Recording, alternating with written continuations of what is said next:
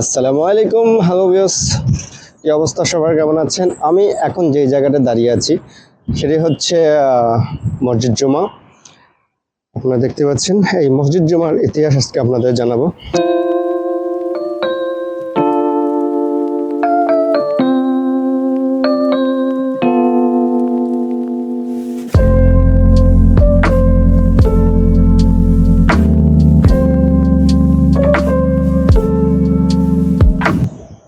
আমরা এখন যে জায়গাটা দাঁড়িয়ে আছি এই জায়গাটা আসলে ইসলামের একটি মূল কেন্দ্রবিন্দু হিসেবে গণ্য করা হয়। এই মসজিদ সম্বন্ধে আমরা যা জানি, ইসলামে নবী হজরত মোহাম্মদ সাল্লাল্লাহু আলাইহি সাল্লাম এবং তার সাহাবীগণ মক্কা থেকে মদিনা পর্যন্ত হিজরতের পথে হিজরি ইসলামী প্রথম বর্ষে রবিউল আউয়াল মাসে 12 তারিখ সোমবার 4 দিনের জন্য কুবা অঞ্চলে কাফেলা থামিয়েছিলেন। শুক্রবার সকালে তারা পুনরায় মদিনা পথে যাত্রা শুরু করেন এবং ওয়াহাদি রানুনা অঞ্চলে কাফেলা থামিয়ে সেখানে জুমার নামাজ আদায় করেছিলেন। এ অঞ্চলটি আজ জুমা বলে উল্লেখ করা হয়।